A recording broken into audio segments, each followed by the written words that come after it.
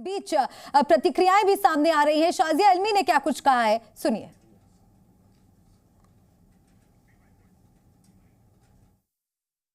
अरविंद केजरीवाल दरअसल ये कहना चाह रहे हैं कि अगर प्रधानमंत्री भारत को भ्रष्टाचार मुक्त करना चाह रहे हैं तो वो गलत है।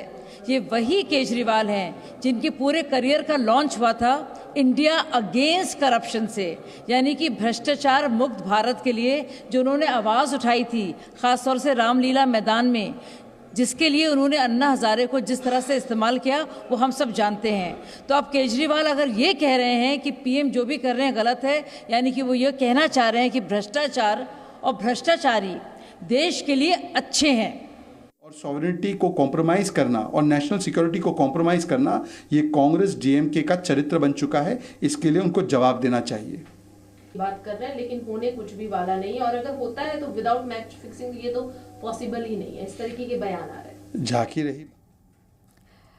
तो आपने सुना किस तरह से बीजेपी के तमाम नेता इस खबर पर अपनी प्रतिक्रिया दे रहे हैं और अरविंद केजरीवाल पर आरोप लगा रहे हैं। आपने सुना शहजाद पूनावाला को, साथ ही बीजेपी नेता शाजिया अल्मी को भी आपने सुना, जो कह रही थी कि जिस तरह से पीएम मोदी पर वो आरोप लगा रहे हैं वो सरासर गलत है। और अरविंद हमारे साथ लगातार बने हुए हैं। अरविंद, आपसे एक बार फिर से हम समझना चाहेंगे कि आगे अब अरविंद केजरीवाल के लिए क्या कानूनी विकल्प खुले हैं। ये जानना बहुत जरूरी हो जाता है कि अब आगे किस तरह से कानूनी कार्रवाई आगे बढ़ेगी अरविंद केजरीवाल पर।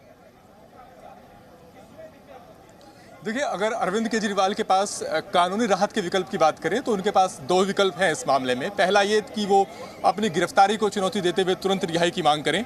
इस कानूनी राहत के विकल्प को अरविंद केजरीवाल पहले ही आजमा चुके हैं। हाईकोर्ट में उनकी याचिका पेंडिंग है जिसमें उन्होंने गिरफ्तारी को चुनौती देते हुए रिहाई की मांग की है, और उस पर पिछली सुनवाई में हाईकोर्ट ने ईडी को नोटिस जारी कर जवाब मांगा था। 3 अप्रैल को हाईकोर्ट में उसकी सुनवाई होनी है। गिरफ्तारी को अगर कोई आरोपी चुनौती देता है तो उसके लिए सिर्फ 2 ही कोर्ट का रास्ता बचता है। आर्टिकल 226 के तहत हाईकोर्ट का रुख कर सकता है और आर्टिकल 32 के तहत आरोपी सुप्रीम कोर्ट का रुख कर सकता है। उन्होंने पहले सुप्रीम कोर्ट में याचिका दायर की थी, वहां से वापस लेकर अब उन्होंने हाईकोर्ट में याचिका दायर की है, जिस पर हाईकोर्ट में सुनवाई लंबित है और 3 अप्रैल को सुनवाई होनी है।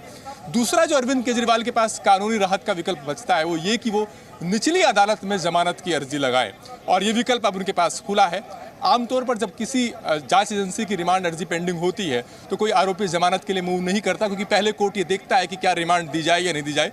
अब वो जुडिशल कस्टडी में भेज दिए जाएंगे आज के बाद, तो उनके पास ये विकल्प खुला रहेगा कि अब वो निचली अदालत में भी जमानत की अर्जी दाखिल कर सकते हैं। जी अरविंद, एक और बात आपसे हम जानना चाहेंगे। दिल्ली के मुख्यमंत्री हैं अरविंद केजरीवाल और अब तक उन्होंने इस्तीफा नहीं दिया है। ऐसे में दिल्ली की जनता ये जानना चाहती है कि उनका मुख्यमंत्री जेल के भीतर से जो भी उनकी जिम्मेदारियां हैं, जो भी उनके कार्य हैं, उनको किस तरह से संपन्न करेंगे। क्या मुश्किलें उनके सामने आ सकती हैं अरविंद केजरीवाल के?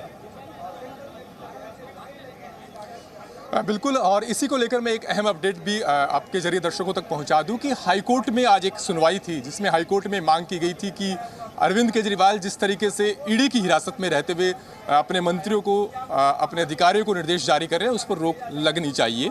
आज हाईकोर्ट ने ये कहा है कि ईडी इस मामले की जानकारी निचली अदालत में जो ट्रायल कोर्ट के जज हैं उनके संज्ञान में लाए। ईडी इसको लेकर के मैं लौटूंगी आपके पास। जी न्यूज़।